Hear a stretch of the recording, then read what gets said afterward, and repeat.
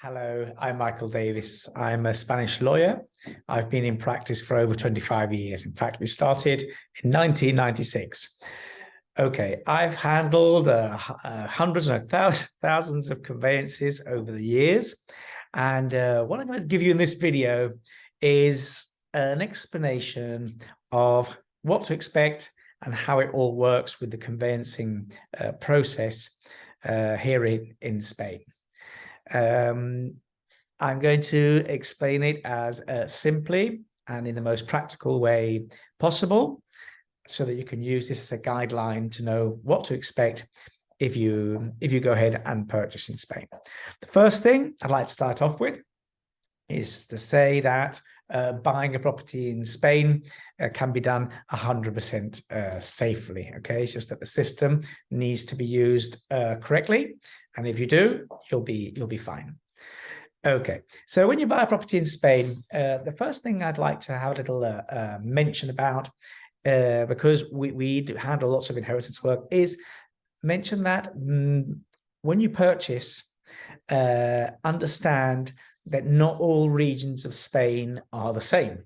And I'm not referring to the fact that in the Valencia region there's better paellas, and in the Ibiza there are better. It's better for people that love boats. I'm talking about inheritance tax. Inheritance tax is not the same in all the regions of Spain. Some are very favourable, especially to spouse and descendants, mainly Andalusia. Baleares is quite good as well, but then the Valencia region is slightly worse, and then there are regions that are worse still. So if inheritance tax is important to you, you're a certain age, and especially if your estate's going to be large, book a consultation about inheritance tax in the different regions. We offer a consultation to discuss this, and by all means, give us a call. So let's jump in now to the actual conveyancing process. So the first thing is going to be is that I advise to start investigating the choosing of a lawyer. Okay. Unlike inheritance, that lawyers can handle things all over Spain. For example, we handle inheritance work all over Spain. With conveyancing, to be close to the action is a plus. Okay, not essential, but it is a plus. I won't go into the ins and outs of why, but it is important, I think, to understand this. In our particular case, for example, we like to keep our conveyancing work here to Andalusia, relatively near to our offices in Marbella and in Mojácar. So the first thing is concentrate on lawyers that are relatively close to where you're going to buy the property. So when we choose a lawyer, which is a very important step, very important thing to do, my main word of advice, we've done a whole video, an article on this. If you look at the notes down below, you'll see a little article on how we recommend that you choose a lawyer. But I will say, just like a good rule of thumb is, don't go exclusively by the lawyer and use the lawyer recommended by the estate agents. Not necessarily bad; it could end up okay, but it's just that the reason you're hiring a lawyer is as insurance in cases of something wrong with the property, and you want the lawyer to be able to tell you not to purchase if necessary. So going on from there, let's take the first step. So you're going to need a series of things to buy the property in Spain. You're going to need to probably issue a power of attorney to your lawyer. Not in 100% of the cases, but normally most of us work by power of attorney. It's much simpler and more straightforward. So the power of attorney, the lawyer will draw up for you, and you can sign it at a local, you can have it witnessed by a notary locally in Spain. Or if that's not possible and you're already back in the UK, the solicitor can draw up a dual column document to be signed in the UK, even though there's a bit more work involved and it's a bit more expensive, because then it has to be witnessed by a notary in the UK, and it has to have the Hague's apostille affixed and then sent back to the lawyer in Spain. That power of attorney will normally cover at least the following things: the request of the NIE numbers, the opening of the bank account, and the purchasing of the property. So once you've found the property that you like, typically the estate agent is going to ask you to reserve the property with a €3,000 reservation.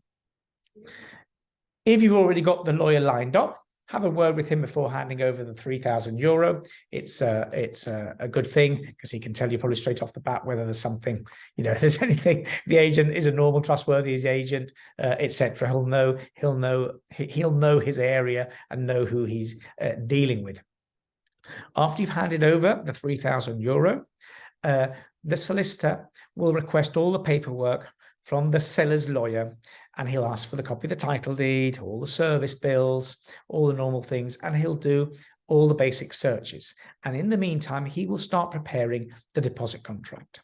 The deposit contract is the contract that establishes all the conditions of the transaction, the no later the completion date, the price of the property, whether it's furnished, unfurnished, all the conditions.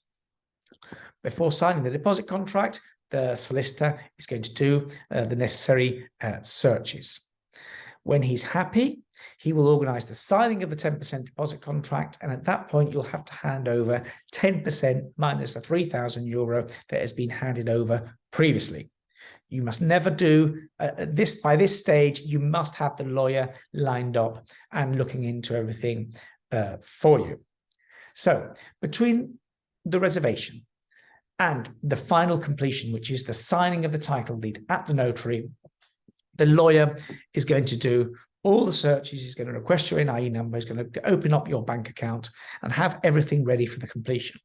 Before the completion, you'll need to pay, because the 10% you'll be able to pay directly from your account in the UK or whatever other country, directly to the account of the seller's lawyer, the seller, or the agent. That will all be decided by your lawyer. But the money for the actual completion needs to come to your Spanish bank account that either you or the lawyer using the power of attorney has opened up for you.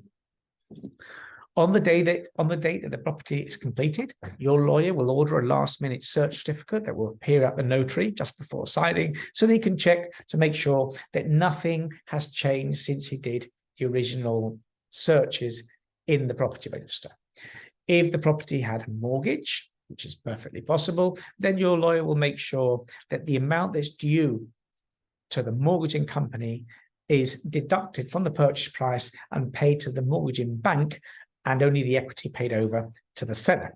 Okay, and normally the bank will send along their representative to the notary to pick up his banker's draft, even though there are other ways of doing this as well, which I won't go into detail, but your lawyer will know how to control that all this happens safely. The other thing that your lawyer will do is, if the seller is a non-resident, he will organize it so that you retain 3% of the sales price and do not pay it over to the seller, because when a non-resident sells, the buyer is responsible that at least 3% of the property price is paid into the tax office on behalf of the seller's capital gains tax. Otherwise, you'd be responsible for that amount. But your lawyer will organize that. He will pay over 97% of the price at completion. That 3% will be held in your bank account or in your lawyer's account, and he will pay that directly to the tax office on behalf of the seller. So after we complete at the notary, it's time to pay for all the taxes and fees. So regarding the cost of purchasing a property in Spain, it varies. It varies from one region to another. Why? Because transfer tax is not the same throughout Spain. In Andalusia, we have a reduced rate. It's 7%. Regardless of the value of the property. But in places like the Valencia region, it is 10%. Okay, so that's why if you're sending out requesting budgets, etc., make sure, and they're giving you a total, make sure that the lawyer's aware of which region of Spain you're going to purchase, because the taxes are different. So if it's a second-hand property and you're purchasing the property in the region of Andalusia, which is where I am, I like to say that all the taxes and fees will normally come to around 10%. If it's a high-value property, in other words, above 500,000, it will normally be less than 10%. If the property is less than €200,000, it can be more than 10%. But roughly 10%, you won't be too wrong. Okay. If the property is new, then you don't pay the transfer tax. Instead, you pay VAT. VAT is the same all over Spain on property. It's 10%. Okay. Above the VAT, you have to pay a small document tax, which does vary from region to region. In Andalusia, it's 1.2, and in other regions, it's a bit more. Okay, so on new properties, the total tax and fees will come to more than 10%. So second-hand properties in Andalusia, 10%. So there's also to take into account, even though it's exceptional, here in Andalusia, and I'm going to keep this now to Andalusia because every region has got their own little system, and we only handle conveyancing in Andalusia. It's also possible, exceptionally, that there are some reduced deals for transfer tax in certain special conditions. For example, investors that are going to buy and resell the property, if they set themselves up in a certain way tax-wise, they can get away with only paying 2% transfer tax. You'll need to speak to your lawyer about this, to us or anybody else, to see if you qualify. Likewise, there are certain municipalities in Andalusia that the regional government considers that they're in risk of losing population. So in those particular municipalities, and we've got the list here in the office, it's public information, there is an extraordinary reduced rate of transfer tax, trying to incentive people to purchase in those municipalities. There's another exemption for large families buying properties. There are various exceptions, but in general, you'll pay 7% transfer tax. So when would all those taxes and fees be due? Well, each lawyer does it a different way. In our particular case, we always request a retainer at the beginning when the client hires us, and the rest of the taxes and fees are due as an approximation when we complete at the notary. That's when the property becomes yours, when you receive the keys. It then takes us about a month and a half to make all the payments and obtain final registration. So expect that about 2 months after the lawyer completes for you at the notary, that all your documents will be available with all the different invoices paid on your behalf. Most lawyers, and this is important, most lawyers have someone in the office that will also take care of the smaller but also important things, because if they're not done, it can get messy. And that is to organize the changeover of electricity, the water, the rates, the rubbish, the community of owners, and sometimes a gas contract. You want to ask your lawyer to take care of that as well. We don't like doing it, but it's a necessary. And in our case, we have someone in the office that deals with this and takes care of it, so that when you move over to Spain, you don't have to worry about it. That all those services just set up by direct debit against the account that's been opened in your name. Now, something that's very, very important, and especially for me, because we do lots of inheritance work, is I can't insist enough. If you buy a property in Spain, you must make a Spanish will, okay? Do it with the lawyer that handled the conveyance for you, or do it with someone that specializes in inheritance like us. A will is not expensive, but if you're a foreigner buying a property in Spain, you really must do a Spanish will. And make sure that on the Spanish will, you comply with Directive 650/2012, which is the choice of law, that you choose English law to avoid the Spanish system of obligatory heirs. It sounds a little bit complicated, don't worry. Just your conveyancing lawyer will be able to inform you about this, or otherwise call us and we can prepare the will for you. Wills and inheritance we do handle all over Spain, unlike the actual conveyancing that we don't like to handle them. We're legally allowed to, but we don't like to handle conveyancing outside of Andalusia, except for with the odd exception. So the wills, basically the lawyer will give you some forms to fill in. He'll have a chat with you, talk about inheritance tax, talk about the different advantages and disadvantages. We've done other videos, lots of other videos on making wills and inheritance, but this is a very important thing for you to do. Okay, so at the end of this complete process, you should be handed the following documents, okay?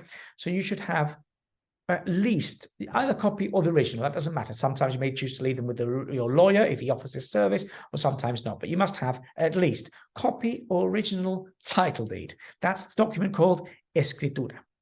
And you will also have copies, all the documentation to do with the changing of the service, electricity, water, rates, rubbish, and community of owners. You should also have copy of your Spanish wills.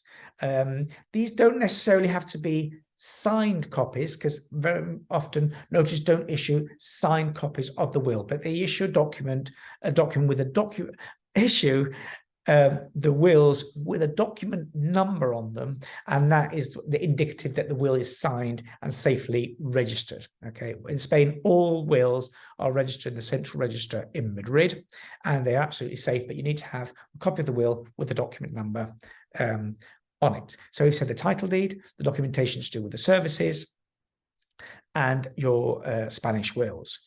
You should also obviously have your account that will have been set up, and we always recommend that by this point you make sure that you've set up internet banking, because otherwise it's going to be very annoying for you to handle things from the UK.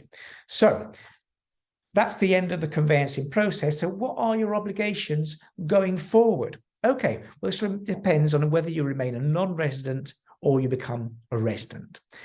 If you remain a non-resident, then if everything has been set up correctly by your lawyer regarding direct debits, your only ongoing obligation is going to be to pay your non-resident hypothetical income tax every year.